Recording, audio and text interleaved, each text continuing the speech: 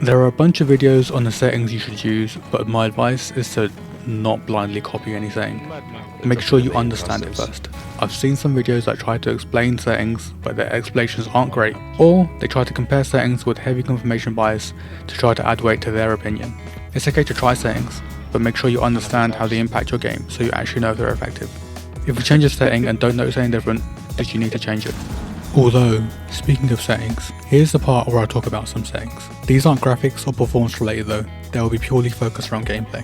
I will break this section down into 3 parts, based on where in the settings you can find them. There will be general, control, and accessibility.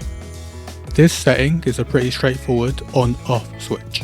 You will notice the camera controls will be different when there's different types of observation tools. The standard is Q and E if there's only one type, but with the second you also get 1 and 3.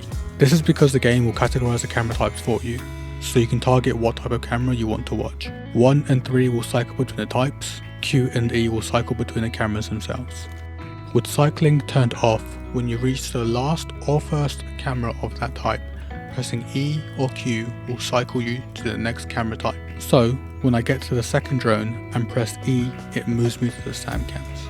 With cycling turned on, when you reach the last or first camera of that type, pressing E or Q will take you back to the first or last camera of that type. So, in this case, spamming E will keep me in the drones until I press 3 to move to the SAM cams. I prefer to have this turned on because it gives you more defined control over watching cams. If I need to cycle between 2 vault cams, for instance, I can just press E without having to worry about it switching to any default cams. This is a setting that is up to you, but I would recommend getting comfortable with having it turned on just for the extra control. Of course, even with it turned off, you can still cycle with 1 and 3 without having to run through all the cams on a specific type. There's 3 settings for diffuser pickup: automatic, manual, and both. Automatic means you simply have to walk over the diffuser to pick it up. However, if you drop it, you cannot pick it up without walking off it and back onto it. Manual means you must walk within pickup radius of the diffuser and then press an interact button to pick it up. It will never pick up the diffuser without you interacting with it. Both allows you to do both. You can walk over the diffuser to pick it up and also pick it up manually if you don't pick it up automatically. I personally use both, but you can use whichever you prefer. It may depend more on your role and how much you play with the diffuser too. This one is a pretty straightforward on-off one. The throw trajectory line will show you the path any throwable will take, from drones to grenades and nitrocells to goo mines and vault cams. I would generally recommend having it on just as it is fairly useful, but you can have it off if you prefer to do so. Drone after prep controls your ability to stay on your drone immediately after the prep phase ends. There's 3 settings for this: automatic, semi-automatic, and manual. Automatic automatically exits all drones. Pretty straightforward. Semi-automatic automatically exits all drones unless you're on your own one. If your drone is destroyed or there are no other drones, you'll exit automatically. Manual will stay in drones, whether they were yours or not, unless they were all destroyed. I prefer to run semi-automatic. This lets me stay on my drone if I want to watch the spawn peaks, for example, or drone a teammate in. And if I want to exit, I can just switch to a teammate's drone before the prep phase ends and it will automatically pull me out. I would generally recommend having match replays turned on. This shouldn't have a negative impact on performance, but could take up some space on your PC. However, Siege will only save the last 12 matches and will overwrite the oldest one, so it has its own limit. Match replays are a great way to review your own gameplay to improve, or just to double check something if you need to. I'm not going for dining again. Well, he got you. Pretty nice. This is another straightforward setting. Either toggle or hold. The drone speed boost will give your drone a little speed boost when triggered. You get 3 charges of boosts, with a short cooldown after you deplete one. It's up to you whether you want to control it via hold or toggle. I've got boomer fingers, so I lean towards toggle for a lot of things, but this is just another preference thing. There's 2 settings for gadget deployment, standard and advanced. Standard means you press and release the gadget button whilst aiming at a relevant surface to begin deployment. The animation cannot be cancelled once started. If the gadget cannot be deployed, the animation will fail. Advanced means you press the gadget button to equip the gadget, you then need to interact with the surface to deploy. If the surface cannot be interacted with, nothing will happen. This is mainly going to be for breaching gadgets or any gadget you need to place before deploying, such as fusers, cluster charges, or thermites exothermic. I would recommend having it on advanced for the pure benefit that you can cancel the animation. This is key if you ever play thermite and are playing against a bandit that is trying to trick the wall. If you mess up your timing, being able to cancel the animation is important so you don't lose that exothermic. Similarly, it's important to have it as a bandit. Having advanced also gives you more control over the deployment of your gadget. You have more time to manage your placement, whereas standard will just snap to the surface and then it's too late to adjust, unless you're able to pick it up again.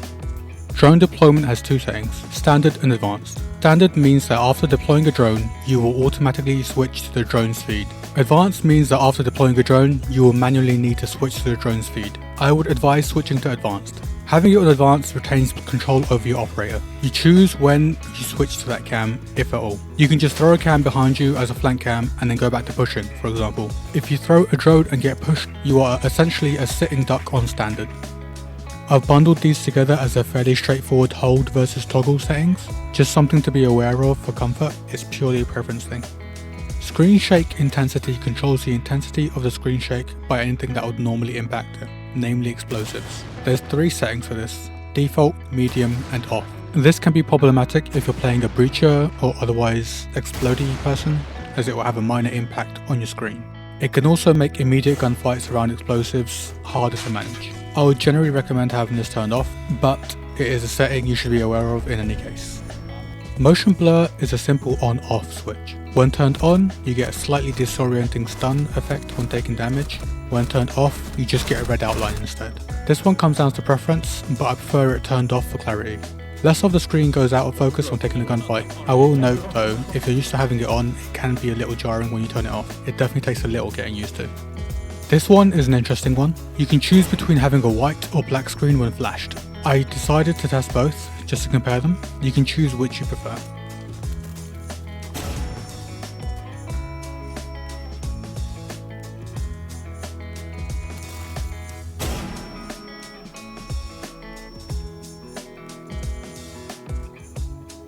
I'll throw this one in as an honourable mention. You get 3 different colours to choose from when it comes to highlighting team gadgetry versus opposition gadgetry.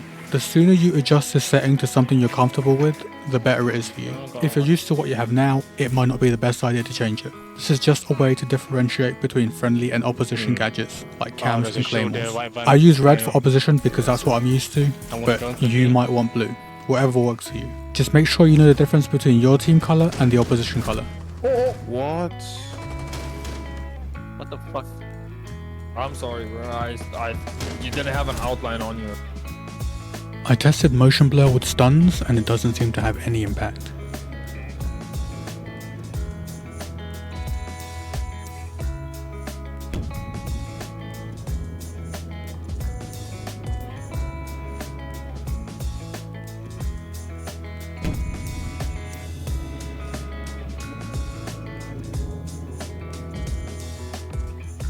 I also tested screen shake intensity with stuns, which also showed no impact. Just a note here, motion blur is turned off for these tests, but Zoff's screen turns black due to the stun VFX setting.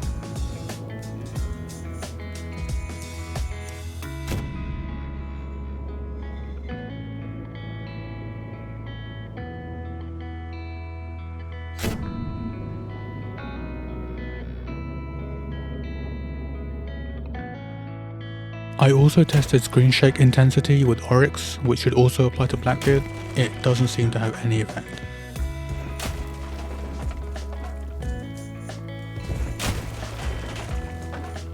Motion blur only makes a difference when you hit the wall, as it is a damage source.